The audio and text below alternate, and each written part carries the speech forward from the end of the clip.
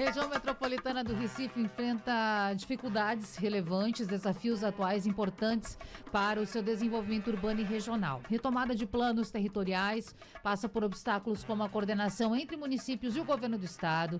E aí entra o orçamento, a necessidade de participação da população nesse processo. São quase 4 milhões de pessoas que vivem, que trabalham, que estão na região metropolitana do Recife e que também dividem as alegrias e as dificuldades desse dia a dia. E é por isso que no programa de hoje nós vamos falar com os nossos convidados sobre infraestrutura social, divisas, mobilidade, gestão metropolitana. São tantos temas que interferem na sua vida e a gente precisa debater. E para fazer esse programa hoje, estou recebendo com muita alegria de novo Maurício Pina, engenheiro civil, professor da UFPE e da Unicap, e também integrante do Comitê Tecnológico Permanente do CREA, o Conselho Regional dos Engenheiros. Seja bem-vindo, professor. Bom dia. Bom dia, Natália. É uma satisfação muito grande, mais uma vez, estar aqui no seu programa, sempre abordando temas de elevado interesse da nossa sociedade. Prazer é nosso, professor. Edivânia Torres, doutora em Geografia, professora da UFPE, membro da Academia Pernambucana de Ciências e integrante do Comitê Tecnológico Permanente do CREA, aqui no estado. Também o prazer receber a professora aqui com a gente, já esteve no Giro Metropolitano e a gente arrasta aqui para o debate. Bem-vinda, bom dia. Bom dia, é um prazer imenso estar aqui também ao lado do nosso querido colega, o Maurício.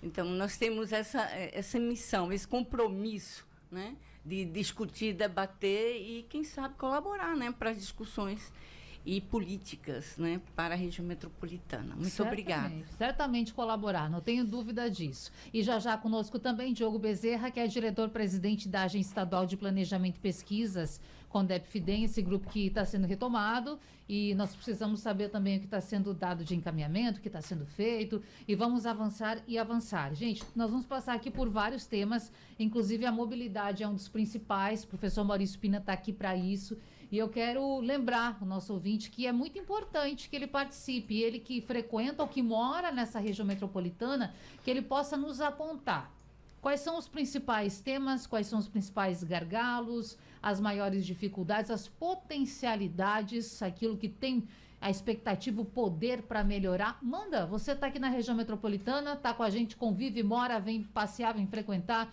utiliza serviço médico aqui, então você manda a sua mensagem para o nosso WhatsApp 99147-8520, 99147-8520 e também no YouTube. Coloca lá, Rádio Jornal ao Vivo, estou colocando com você agora aqui no YouTube.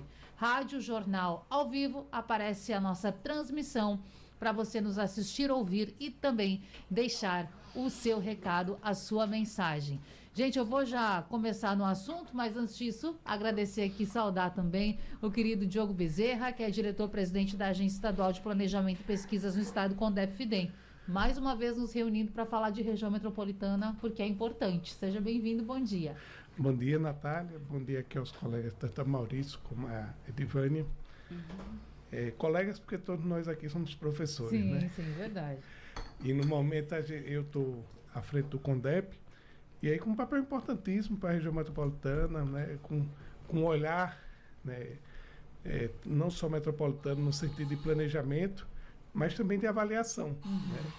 E aí é um momento ímpar sempre quando a gente se reúne para poder conversar um pouco. Claro, a sociedade toda agradece, né, gente? Então vamos embora fazer o nosso debate. Eu quero começar aqui com o meu querido Maurício Pina, porque, professor, o senhor é um nome importantíssimo quando a gente fala de mobilidade, atuou lá no passado na implementação do metrô, que é da região metropolitana, e agora está atuando também num plano para pensar no desenvolvimento de mobilidade da região metropolitana, que é um dos temas mais impactantes e que dificultam, por vezes, a vida da população aqui no Grande Recife. Demora muito para chegar, não tem ligações, não tem conexões. Então, professor, o que dá para fazer, o que o senhor já está vendo, o que é possível melhorar e quais são os principais desafios? Perfeito, Natália. Bom, com a bancada completa, eu saúdo Edivânia Torres, nossa colega, amiga lá do Comitê Tecnológico Permanente do CREA, e o presidente do CONDEP, um órgão tão importante para o Estado, a agência CONDEP-FIDEM, Diogo Bezerra, que já atuou no Estado como secretário e agora presta serviço como presidente do CONDEP, um órgão muito importante, volto a dizer. Bom, essa questão metropolitana que você foi enfocada é algo que tem merecido estudos há muito tempo. Observe o seguinte, em 1951, isso tem 75 anos, o engenheiro Antônio Baltar, por ocasião da sua tese de concurso para a então Universidade do Recife, hoje Universidade Federal de Pernambuco, ele fez um concurso para a cadeira de Arquitetura e Urbanismo, embora ele é engenheiro, ele foi engenheiro, ele já faleceu. Ele elaborou uma tese para o concurso para lecionar a disciplina Arquitetura e Urbanismo, na antiga Faculdade de Belas Artes, hoje o curso de Arquitetura e Urbanismo lá da Universidade Federal de Pernambuco. Ele já chamava a atenção, naquela época, da forte conurbação que existia aqui no Recife. Eu considero a região metropolitana do Recife uma das mais metropolitanas regiões do país, das regiões metropolitanas. Porque veja o seguinte, existem regiões metropolitanas, posso citar Fortaleza e Salvador, que é a capital, o município sede, detém 80% praticamente da população da região metropolitana. Então a decisão municipal é muito forte, enquanto que aqui a população da capital é apenas 40% da população da região metropolitana. Isso faz com que a região metropolitana passe a ter um enfoque muito grande, extrapolando completamente o limite municipal. Então, naquela ocasião, em 1951, o professor Antônio Baltar, eu ainda convivi com ele, que eu ingressei na Universidade Federal de Pernambuco como professor em 1975, e eu ainda convivi alguns anos com ele lá como professor no mesmo departamento de Engenharia Civil. E essa tese dele despertou realmente uma atenção muito grande, porque ele já chamava a atenção de que o Recife era uma cidade que extrapolava os seus municípios. Naquela ocasião, ele chamou de Grande Recife, a área constituída pelos municípios do Recife, Olinda, Jaboatão, São Lourenço da Mata, porque na época Camaragibe era um distrito de São Lourenço da Mata, sim, e Cabo de Santo Agostinho. Em 1954, o Padre Lebré, o famoso Padre Lebré, foi contratado pelo CONDEP, veja a importância do CONDEP para Pernambuco, para elaborar um estudo muito importante que tratava da questão do Parque Industrial de Pernambuco. E ele chamava também a atenção, o Padre Lebré, para essa questão metropolitana nossa. Então, é difícil você imaginar aqui, entre os cidadãos metropolitanos, ou os cidadãos que moram em qualquer um dos municípios da região metropolitana, alguém que não tem o interesse metropolitano. Ou seja, que o seu interesse pessoal extrapola de um município para o outro. É uma pessoa que mora no Recife, pode estudar em Olinda e ir para a praia em Pojuca. Ou outras circunstâncias várias. Ou seja, é difícil alguém que tenha o seu interesse restrito ao espaço municipal. Claro. Então, por essa razão, a região metropolitana desempenha um papel tão forte na vida das pessoas. Nós temos aqui no estado o CONDEP-FIDEM, a agência CONDEP-FIDEM. A FIDEM foi criada no bojo desse processo. Em 1973 foi oficializada a região metropolitana do Recife, ele foi criada. Na época tinha 9 municípios, mas é praticamente a mesma Constituição de hoje. Hoje tem 14, mas é porque alguns municípios foram desmembrados. Territorialmente Camaragibe emancipou-se de São Lourenço da Mata, Abreu e Lima emancipou-se de Paulista, Itapsuma e Araçoiaba se emanciparam de Igaraçu. E a única novidade que surgiu de 73 para cá, em termos de espaço territorial, foi a inclusão do município de Pojuca, que na época não fazia parte e passou a fazer parte. E Goiânia depois entrou, mas depois saiu. Então, ia ter 15, hoje só temos os 14 municípios. Então, por todas essas razões, a questão metropolitana toma esse enfoque tão forte. E volto a dizer, de todas as regiões metropolitanas do país, as maiores densidades demográficas estão localizadas exatamente na nossa, no Rio de Janeiro e São Paulo. Recife e Porto Alegre, a nossa região metropolitana de Recife e Porto Alegre, são os que acho que detêm assim, uma participação restrita, pequena, da participação. Porto Alegre também é quase dessa ordem de grandeza, 40%. É por isso que eu digo que a nossa região é, de fato, uma região metropolitana, que uma decisão no âmbito de um município, ela, digamos assim, a capital pode, digamos assim, ter uma participação pequena, menos de 50%, 40% da população da região metropolitana. É isso que faz a nossa região ser tão metropolitana como é. Aí você precisa fazer conexões, né, para facilitar a vida das pessoas, no transporte, na saúde, na educação. E aí vem a professora Edivânia, inclusive eu estou aqui com um livro que ela me presenteou quando nós nos encontramos em outro momento, que fala do Recife, fala da região metropolitana. Marquei aqui alguns trechos para a gente conversar. Recife despedaçado, distopias urbanas e espaços de resistência metropolitanos.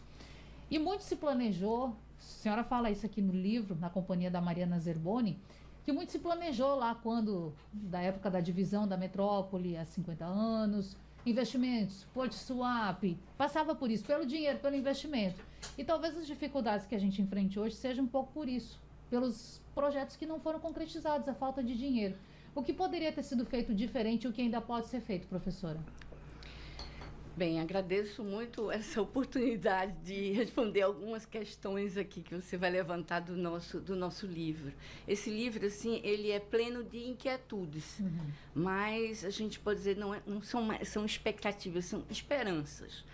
A gente admite que para uma região metropolitana com esse nível de complexidade crescente que é a nossa, como foi já colocado, a gente precisa de política de Estado, não política de governo, seja ele no nível metropolitano ou municipal. É algo que transcende. E daí eu acho que onde reside a dificuldade, ela vem sendo tratada nos últimos tempos, como eu colocava, está no texto, eu falei isso da última vez, ela vem sendo colocada como política de governo. Então, a cada 4 anos, a cada 2 anos, você vê alguns impulsos de realizarem medidas paliativas, certo? Que não compreendem o espectro na complexidade, ou seja, no grau de dificuldade, especificidade que é a região metropolitana. Por quê? A gente tem alguns serviços comuns metropolitanos, mobilidade aparece sempre, todo dia é motivo de matéria no jornal, todo dia, qualquer tipo, né? A gente não tem uma estrutura de divulgação de uma maneira que chegue na comunidade, que chegue nos diferentes grupos sociais, da importância que é estar em um espaço conurbado, interligado, interdependente, que ultimamente todos os protocolos chamam de que há uma necessidade de um pacto interfederativo, porque cada uma nós temos só 3 níveis, né, de federação, então estadual, municipal e da União, então tem que ter um pacto interfederativo. Só que as pessoas, eu digo, a maioria dos grupos sociais, elas não conhecem isso, sabe? Não chega até elas isso. E então fica no âmbito de uma política de governo, não é cobrado uma política de Estado, que independente do partido, da coloração, da ideologia, que ela atue, né? Atue nas diferentes escalas. Eu digo escala mesmo. Eu digo a escala, quando eu vejo acontecer, como ocorreu agora no final de semana, a violência em Boa Viagem, ou, digamos, o incêndio recente lá em Casa Forte, em Santana. Isso precisa de política de Estado, quer dizer, nenhuma medida de combate ao incêndio existiu. E a gente paga isso, a gente paga taxa para isso. Nenhum extintor funcionava e a gente paga taxa. Eu estou mostrando nessa escala, mas eu estou mostrando também na escala da violência. Ninguém mora a menos de 1 quilômetro de uma comunidade de interesse social, né? Seja de baixa renda, qualquer o tipo que você designe isso, denomine. Mas, então, a gente precisa de uma política de Estado que contemple a questão do controle da violência, de segurança, sabe?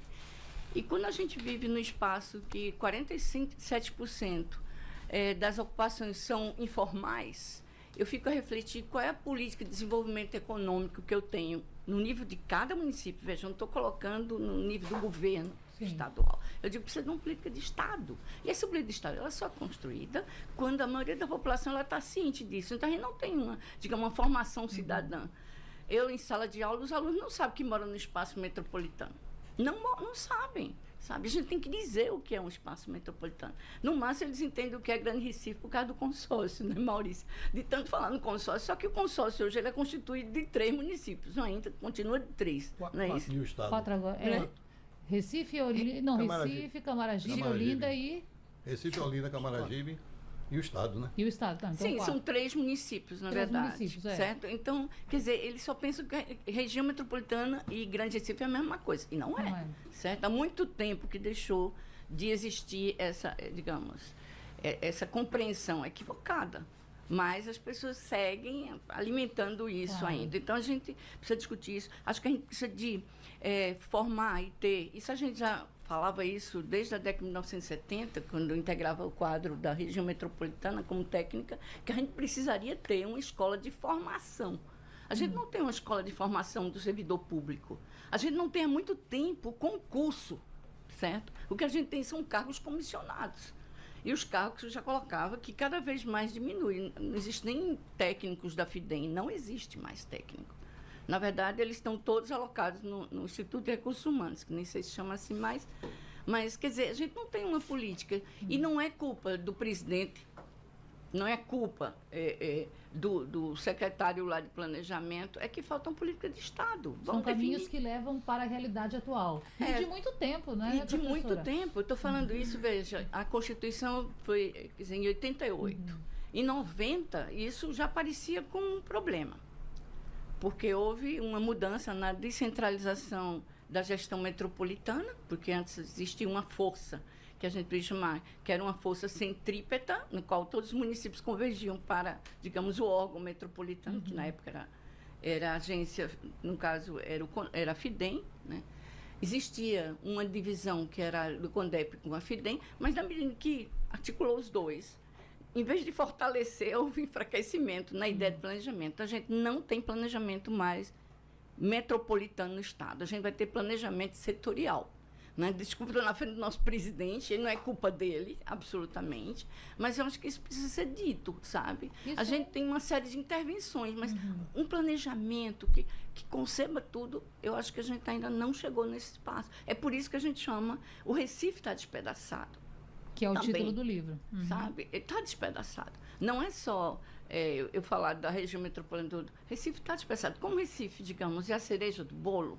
Então, eu pego o Recife, nós pegamos e mostramos como está despedaçado. Não é uma política desse...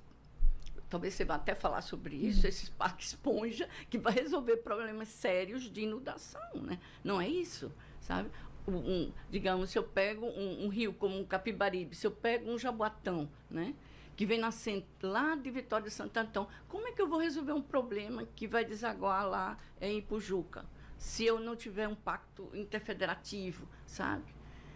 Então, é uma questão muito complexa. É claro que a gente não vai discutir tudo aqui, né? Eu também não vou me estender mais, vou deixar para que outros também complementem, mas eu posso voltar a qualquer ocasião. São assuntos, temas importantes, provocações interessantes, e Diogo Bezerra está ocupando, então, esse cargo como presidente, diretor-presidente do CONDEP-FIDEM, já tem algum tempo, né, presidente? E a gente sabe que o trabalho é cotidiano, mas às vezes você retomar a função de um órgão e conseguir, na prática, fazer ações que as pessoas vejam a melhoria no dia a dia, leva tempo. E aí, não só a sociedade, mas os prefeitos e prefeitas comprarem essa ideia e se engajarem nisso, entender que é um planejamento que deve ser feito em grupo. Eu lembro que quando foi retomado o CONDEP-FIDEM, a gente já falou bastante sobre isso, mas a governadora chamou os prefeitos para conversar, dialogou, que cada um colocasse suas questões, falasse com os secretários das respectivas pastas, mas a gente não tem escutado falar mais sobre a evolução desses encontros. Eles estão acontecendo, prefeitos e prefeitas estão se reunindo. Se partiu para qual momento, presidente? Acho importante colocar, historicamente, né, tanto o CONDEP como a FIDEM ano passado completou 50 anos, né? E o CONDEP é um pouquinho mais velho na sua estrutura, e como agência de desenvolvimento, ela é mais velha até do que a própria Sudene. Tá? Então, são pontos importantes, e aí tem uma história. Evidentemente, ao longo do tempo, e aí acho que a colocação é muito pertinente, a gente tem uma diminuição de um pensamento construtivo de planejamento efetivo. E aí a gente herda o Estado, de uma certa forma, pensando em algumas ações que foram planejadas lá atrás e não foram executadas, que são de enorme impacto, estruturadores, vamos dizer assim. Uma delas é o Arco Metropolitano, né? Outra também que, querendo ou não, apesar da gente ter conversado rapidamente aqui, mas a questão do metrô, Sim. Né? Que aí precisou ter toda uma ação de planejamento e reestruturação, né? Que está sendo tocado efetivamente agora pelo Estado e pelo governo federal, numa possível concessão, onde vai permitir que tenha investimentos de fato nessa estrutura. Porque se a gente não consegue resolver a forma de fazer essas ações, a gente também não consegue avançar. Claro. Certo? E aí, essas ações foram tiradas do papel e elas vêm ocorrendo. Né? Então, é como se, em vez de eu só pensar primeiro no planejamento e não executar, não. Já tem algumas coisas que a gente sabe que precisam ocorrer. Ouviu os prefeitos? Essas ações, na verdade, desde o início, antes mesmo do governo, da governadora Raquel Lira, já foram colocações, inquietudes da sociedade e da gestão, e aí ela já entrou dentro de um plano maior de execução do Estado. né? Quando a gente observa ações e aí colocando a agência efetivamente como um órgão proponente de poder fazer, né, junto com os municípios a integração de algumas ações de planejamento e de execução, eu vou destacar aqui uma que está ocorrendo nesse momento, tá? Quando eu digo nesse momento, é no dia de hoje também, né? Já vem acontecendo há alguns meses, mas a gente entendeu que era uma ação prioritária, que precisava estar ali na ordem do dia, como uma ação também de execução, que é a discussão junto a um convênio que a gente fez junto ao INSPER, né? O INSPER é um instituto importante a nível nacional de São Paulo, mas que traz ali uma contribuição fundamental para que a gente possa pensar como é que a gente pode desenvolver habitações de interesse social nos municípios da região metropolitana. Então, quando a gente diz que tem mais de 40% da nossa estrutura municipal sentar ali formal, né, talvez seja até maior. É tá? 47 atualmente, né? Acho que chega mais do que isso. Mas, e aí é moradia, né, moradia, gente? É a né? casa das pessoas. E aí a né? gente não tem uma formalização. E como é que a gente concebe isso? E aí, particularmente, em algumas atividades... Essa foi uma atividade do CONDEP, de se reunir com os municípios da região metropolitana e propor, rapidamente, em alguns meses, leis que permitam que eles sejam propositores de habitação de interesse social, certo? Porque o que acontece, né? A gente tem, a nível federal, recurso para isso, mas se o município ele não está organizado junto com o Estado para poder fazer essas proposições e obter recursos na construção dessa habitação, a gente acaba perdendo esse recurso, né? Por muitos anos, o Estado de Pernambuco, em vez de atingir a meta ali que ele tem disponível, ele colocava menos residências ou habitações nessa busca desse recurso. Eu recordo, presidente, que a gente falou certa vez, e, por exemplo, Itapissuma, eram algumas localidades que essa ideia de discutir habitação de interesse social estava avançando. Pronto, veja, só para a gente entender. Hoje a gente está tendo reunião com o Cabo de Santo Agostinho, com Ipojuca, agora pela manhã até as 10h30, aí de 10h30 até 12h com Jaboatão no Guararapes, com Moreno. Amanhã nós vamos ter reunião com Recife, Olinda, Paulista, e com Camaragibe e São Lourenço também. Acho que não esqueci nenhum. Então, assim, essas reuniões... Então, quase, se não estão todos, estão praticamente toda a região metropolitana. Todos estão dentro desse convênio, certo? E estão tendo ações já há algum tempo em termos de reunião, mostrando como é que se faz justamente essa adequação da legislação para poder captar esse recurso. Então, o Estado entende, através do CONDEP-FIDEM, que tem que aumentar esse número de habitações de interesse social para que as pessoas tenham um local seguro para morar, para que saiam do aluguel. Tem que ter a capacidade de captar recurso para poder propor exatamente habitações de interesse social, justamente para a gente tirar dessa assim, e o pior é que a população ela vem crescendo, então a necessidade habitacional ela sempre vai ser maior, só aumenta, certo? Então, esse é um ponto que a gente entendeu como uma ação prioritária dentro do CONDEP.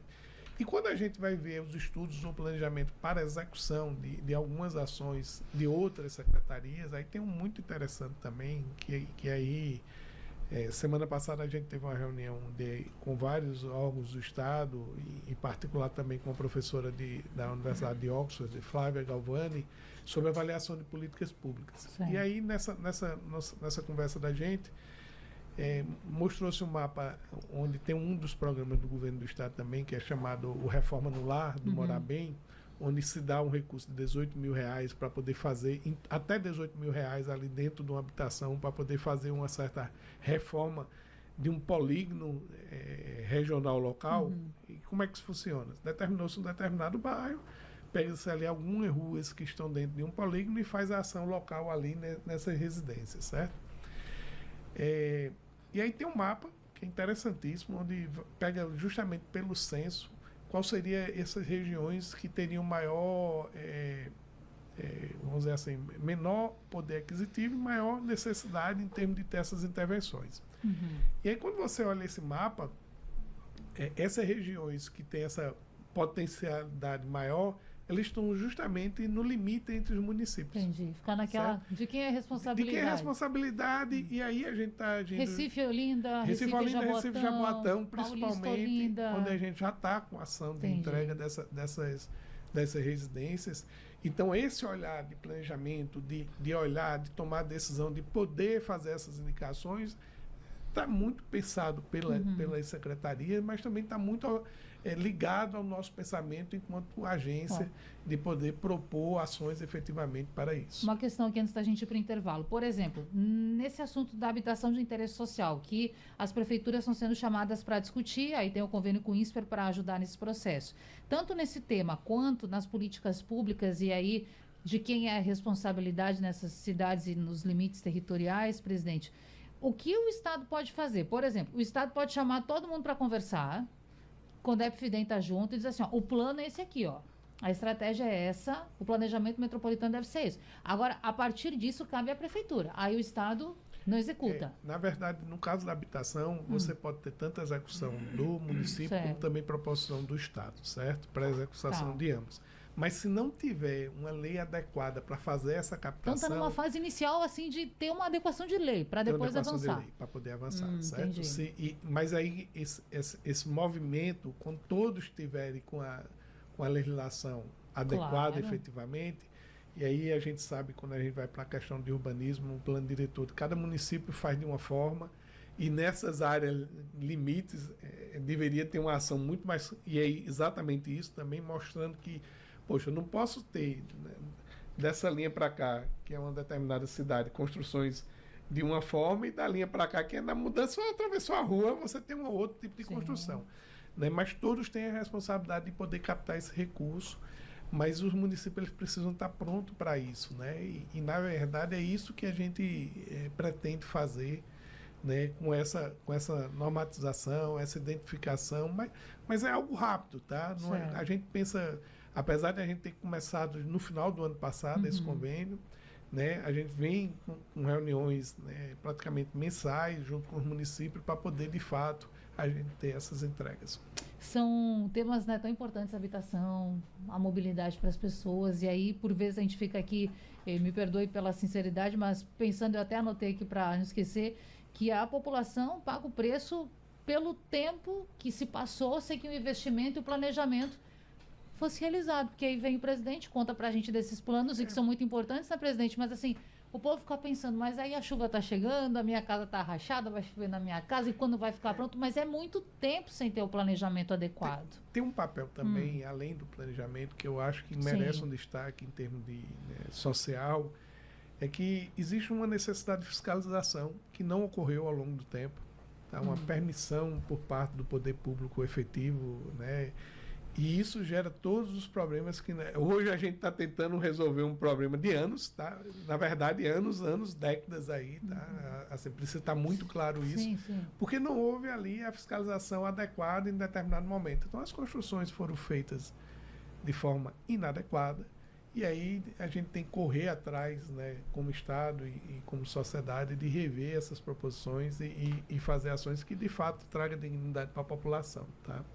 Mas a gente precisa pontuar isso, porque às vezes a gente acha que é a falta só da execução, mas lá atrás a gente faltou Fiscalizar também.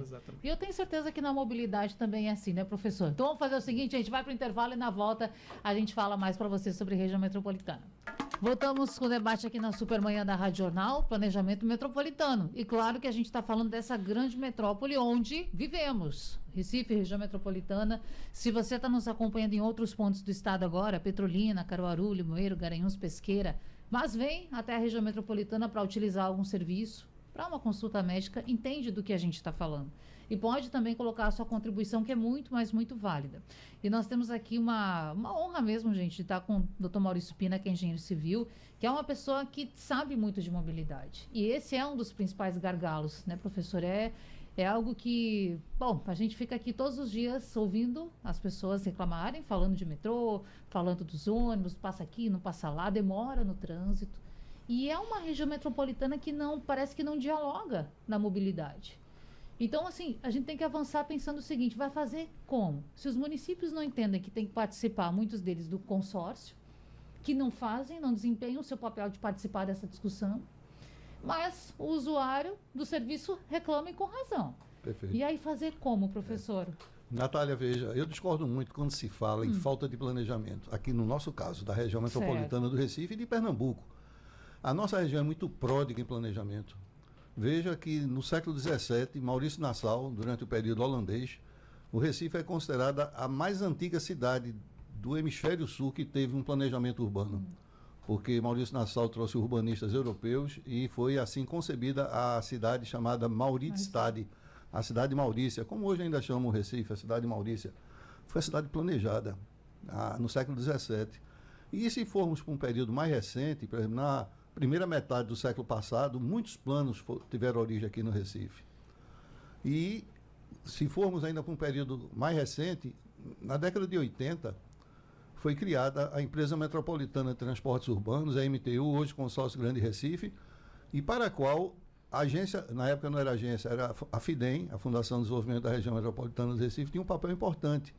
E naquela época a FIDEM tinha muita força. Havia o Conselho de Desenvolvimento da Região Metropolitana do Recife e o Funderm, que era o Fundo de Desenvolvimento da Região Metropolitana do Recife, que os municípios dependiam desses recursos para poder investir no seu desenvolvimento. Pois bem, em 1984 foi concebido um sistema importantíssimo, isso já tem 42 anos, em 1984. Eu participei desse grupo que deu origem ao SEI, na época nem cabelo branco eu tinha, tem um bocado de tempo.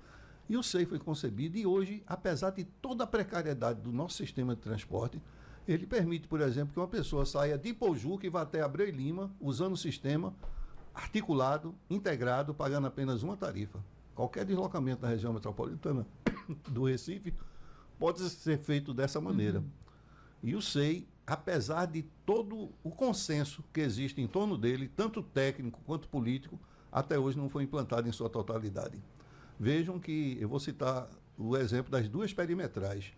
O SEI foi concebido com 4 corredores perimetrais, dos quais só tem os 2 das extremidades, com limitações. Temos a Avenida Agamenon Magalhães, que é a primeira perimetral, e temos a BR-101, o contorno do Recife, como era chamado antes, que é a 4ª perimetral.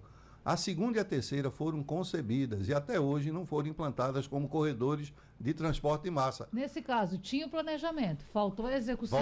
Faltou dinheiro, faltou vontade política de poder ou querer fazer as obras que haviam sido planejadas. Então, a gente tem o SEI, tem o caso da FIDEM, que eu já citei.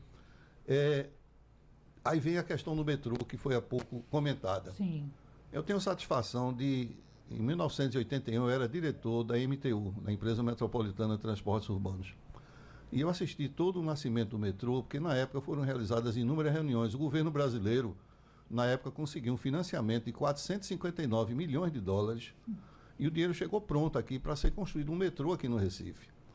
O que foi escolhido como corredor na época, a gente tem que entender as circunstâncias, foi que o metrô foi originalmente apenas para a direção oeste, o que aparentemente é uma contradição, e na verdade não deixa de ser, porque naquela ocasião, no início da década de 80, todos os investimentos governamentais no setor habitacional estavam sendo dirigidos para a área norte. Entendi. Olinda, um grande conjunto em Rio Doce, é uma cidade ali, Paulista, inúmeros conjuntos construídos em Paulista, em Abreu e Lima, e na mesma ocasião em que a população foi deslocada para a área norte, o metrô foi para a área oeste. Mas há de se entender a razão. É porque aquele recurso, os 459 milhões de dólares que vieram, eles eram para a obra, não havia recurso para desapropriações. Aí foi, naquela época existia uma linha férrea ligando Recife a Jaboatão, com a faixa de domínio preservada, e por essa razão o metrô foi para lá, para Recife, Jaboatão, com um ponto em Coqueiral, de Coqueiral para o Tipe. Durante muito tempo, o metrô não alcançou uma demanda satisfatória. Ele foi concebido para transportar 400 mil passageiros por dia, mas a demanda patinava em 20 mil, 30 mil, porque era apenas a demanda lindeira. O metrô realmente só veio a ser um meio de transporte com uma grande demanda a partir do sistema integrado com as linhas de ônibus do sistema da região metropolitana do Recife. Então, a gente tem terminais de ônibus, como em Joana Bezerra, como Tancredo Neves e outros, que a demanda é muito grande.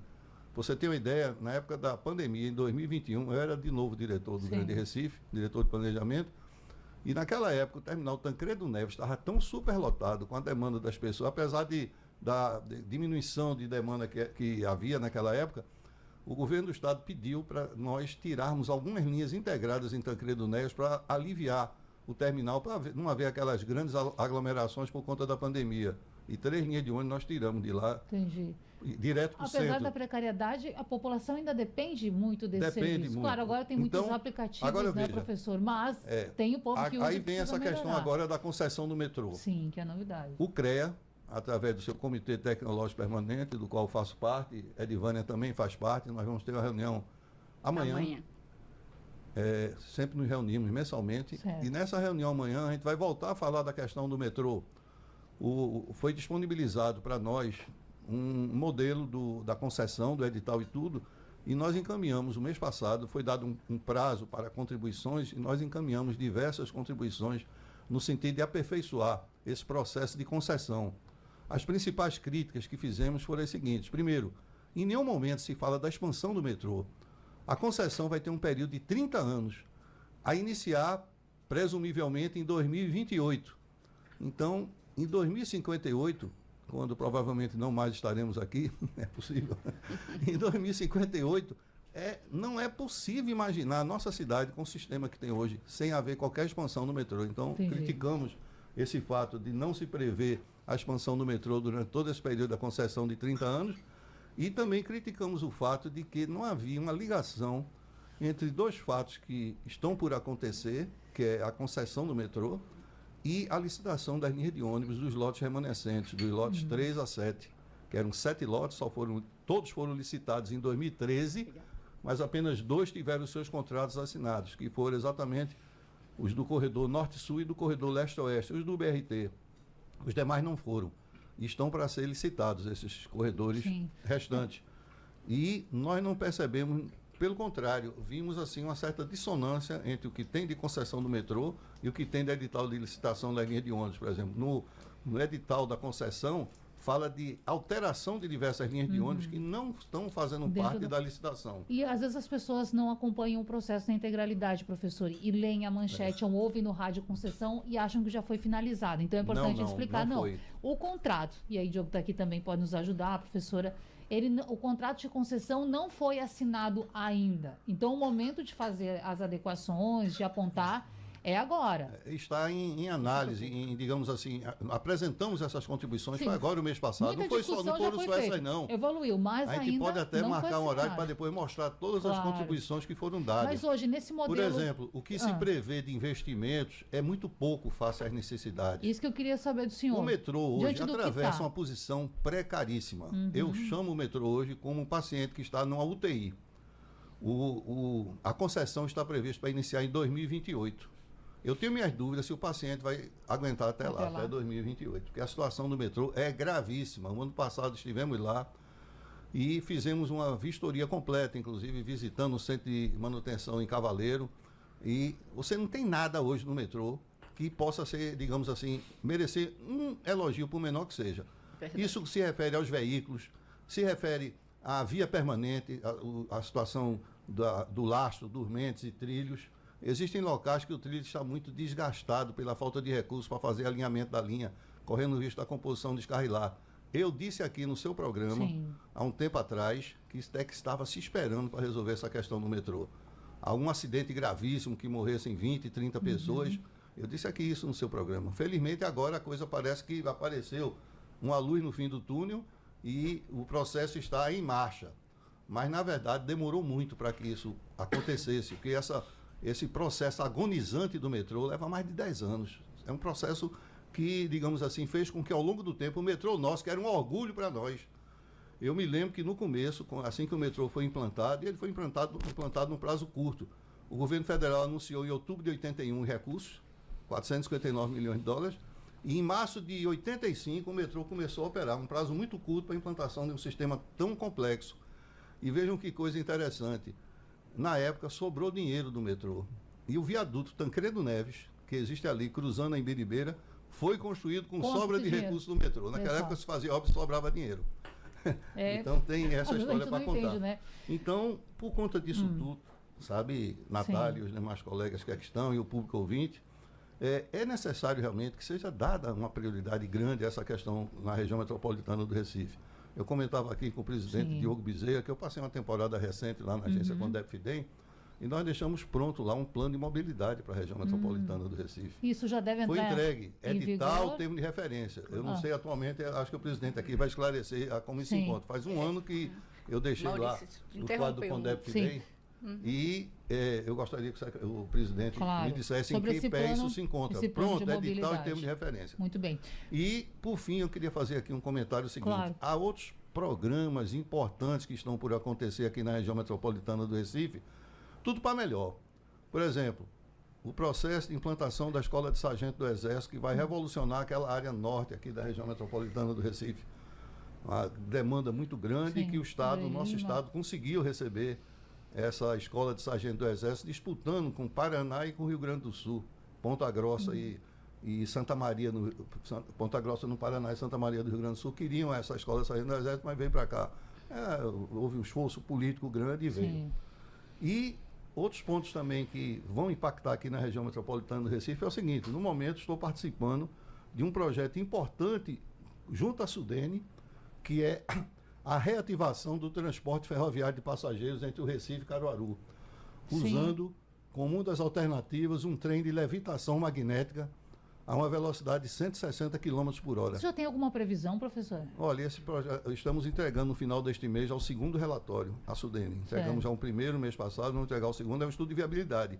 Depois desse estudo de viabilidade virão o projeto básico, o projeto executivo. Mas eu entendo que isso vai revolucionar o Agreste pernambucano. Imagine você sair daqui do Recife, capital do estado, chegar à capital do Agreste, que é a terra aqui do presidente Diogo Bezerra, ele é caruaruense. E aí desenvolve em 40 as minutos. regiões. Pois é. Então, isso tudo vai fazer realmente com que o desenvolvimento aconteça, ligando o Recife a Caruaru, que vai beneficiar não só as cidades ao longo do percurso, mas também o polo têxtil de Toritama, Santa Cruz de Capibaribe, Belo Jardim, com toda aquela região e municípios ali contidos vão ser muito beneficiados com esse projeto. Já, Diogo responde para a gente como está esse plano de mobilidade, que interessa muito os moradores da região metropolitana, mas antes a professora Edivânia Torres. A professora comentava aqui... Quer comentar algo a respeito da mobilidade? Tem também, a gente falava aqui no intervalo, a senhora lembrava sobre o Conderme, né, professora? Eu queria só esclarecer que realmente tudo que você falou, Maurício, mostra que são intervenções. O planejamento mesmo, por exemplo, você ilustra a questão quando diz, olha, o metrô vai do centro a oeste. E, na verdade, todo o estímulo para os conjuntos habitacionais, criando aquelas coabs todas, etc., foram na zona norte, né? Então, veja que desconexão. Um vai para um lado e vai para o outro. Então, são intervenções que não configuram planejamento. Porque se eu coloco uma população em um lado, eu vou ter que dar ela a condição de toda a infraestrutura, que é o que a gente vai chamar as funções comuns de interesse metropolitano, né? Então, você tem que dar água, você tem que dar a mobilidade, a comunicação, né? Todo o serviço de abastecimento, etc., além dos equipamentos. Porque a ordem, quando você coloca um conjunto e depois você vem e coloca um hospital, ou depois você tem necessidade de colocar o comércio, escola, etc., importa na qualidade de vida das pessoas. Mas primeiro você coloca um conjunto, para depois colocar as funções de interesse comum básicas, fundamentais, até para se deslocar, você gera uma deseconomia urbana, né? Então, quando eu digo que a gente tem uma série de planos, tem intervenções, a gente não tem um planejamento. Eu sigo insistindo que falta. Quando você menciona que vai ter uma ligação, que é muito importante, essa ligação ferroviária, que a gente deixou de ter, né, por essa questão da modernidade, a gente achou que deveria entrar na onda só rodoviária, né, e abandono ferroviário, né? Então, você vê que tem uma desconexão, é tudo desconexo. Eu digo até que a gente está num espaço de uma esquizofrenia, né, no estado de Pernambuco, em termos de intervenção. Todo mundo faz alguma coisa. Então, e faz alguma coisa localizada, com a melhor das intenções. Não estou tirando a melhor das intenções de tudo. Mas você não tem. Porque enquanto a gente não tem uma política de Estado, tem política de governo, aí eu tenho uma política de governo A, governo B, governo C. Então, aquele que fez não dá continuidade, o que sucede não dá continuidade àquele outro. Aí a gente tem uma série de rupturas. Então, mesmo que a gente tenha um programa que era modelo no Brasil de mobilidade, era modelo, onde a gente chegava, a gente tinha orgulho de dizer. E a gente sucateia dessa forma. Então, a gente não tem política de Estado. Infelizmente, eu volto a insistir. Eu queria que a população tivesse clareza do que é um planejamento quando a gente pensa um Estado, para que todos tenham condição de acceder. Né? Eu mencionava, se eu vou, eu viajo muito, então lá em Sertânia está construindo um grande equipamento que é a universidade, esperada há tanto tempo. Né? Então não é só a universidade, precisa que o município, que o Estado se articule para dar condição para que essa universidade vai ter uma série de estudantes que vêm de fora, professores, tenham hotel, tem habitação, tem transporte, tem lazer, porque os estudantes vão e precisam de lazer. Por exemplo, eu digo lá, mas aí eu pego outro município como Garanhuns, né? Hoje tem 4 faculdades de medicina lá. Você imagina a falta de planejamento total. Haja pessoas doentes para ser atendidas por o que se e aí gera. Estou falando de privada somada. Claro, então, de quando eu vejo, né? meu Deus, esse Estado é uma série de intervenções que eu estou falando, repito, são boas intenções, mas eu não posso deixar de considerar que, quando a gente pensa em planejamento, eu vou pensar nos planos, mas na gestão desses planos, aí tem a fiscalização desses planos, né? E a manutenção, porque tem muita... se a gente vai fazer 500 anos, só do Recife, Igaraçu e Olinda, olha, ao longo desses 500 anos, muita coisa foi feita. E precisa que a gente faça uma manutenção das coisas que foi feita. Não é só ficar feliz que tem uma igreja mais antiga, uma das mais antigas do Brasil. Mas qual é a manutenção dessa igreja? Sabe? Então, essa questão da manutenção é muito importante. O tripé, né? Gestão, fazer gestão, fiscalizar e a manutenção também. Manutenção. Vamos fazer o seguinte, eu vou correr no intervalo já, professora, e aí depois a gente volta questionando aqui a questão do CONDERM, a contas anda, e Diogo Bezerra vai nos responder, e o plano de mobilidade, pode ser? E o PDUI. PDUI, boa, então a gente volta já. Começando pelo plano de mobilidade, que nosso querido professor Maurício Pina falou. Tem previsão para colocar já em execução? Deixa eu tentar organizar aqui as colocações, as ideias para poder responder, tá? E aí uma pergunta também em relação ao PDUI, que tem a sua importância em termos geral de desenvolvimento, mas a gente também tem um plano de mobilidade que é importantíssimo para poder conversar com ele, tá? É quase como se as coisas fossem feitas de conexa aqui e aí você não tem uma entrega única. O plano de mobilidade, a gente, em vez de fazer uma licitação, de uma forma geral, a gente está tentando buscar um convênio junto com a Universidade Federal de Pernambuco, está bastante avançado e a gente espera que consiga se concretizar esse convênio ainda esse ano, para que de fato a gente consiga iniciar essa construção. O convênio para colocar esse plano na rua, funcionando. Para botar o plano na rua funcionando, porque o professor Maurício Pina deixou ali o protótipo de fazer uma licitação, né, da ideia do que deveria ser feito em termos de plano, e a gente entendeu que a gente talvez corra mais rápido e consiga uma qualidade melhor fazendo esse convênio. Eu já estou com o tempo estourado, mas um exemplo, presidente, o que pode mudar com esse plano? Não, o plano pode dar, e está previsto isso, também entregas de simulações muito mais pequenas do que a gente tem um plano como um todo e esperar todo o investimento e o entrega em relação a isso, né? Mas aí esse plano vai permitir, por exemplo, também conexões entre o metrô e as linhas de ônibus, efetivamente, que tem lá um pouquinho no metrô, efetivamente, um estudo, mas tem que olhar com detalhe, efetivamente. Tá? E aí, CONDERM e PDUI, presidente? O PDUI precisa dessa integração com o plano de mobilidade para que a gente, de fato, esteja uma entrega. Então faz o plano, depois pensa no PDUI. Foi feito um PDUI, mas ele foi feito sem o plano de mobilidade. Então, a gente vai fazer uma conexão aí para a gente poder ter essa entrega efetivamente. Ok. O conselho, de uma forma geral, e a entrega do CONDEP e da FINEM, ela vem acontecendo, tá? Acho que talvez, e aí uma colocação também que a professora Ivane fez, a ideia de ter uma proximidade maior com outras instituições, como a Universidade Federal também aqui do Estado, né, para que a gente possa fazer essa entrega mais próxima, né, das pessoas e observar o que está sendo realizado. A gente deve estar entregando alguns relatórios, publicando nos próximos meses, né, que está um pouco mais como impacto da avaliação política pública do que foi efetivado ao longo desses 4 anos, mas que a gente também vai permitir também ter uma visão do que vem pela frente.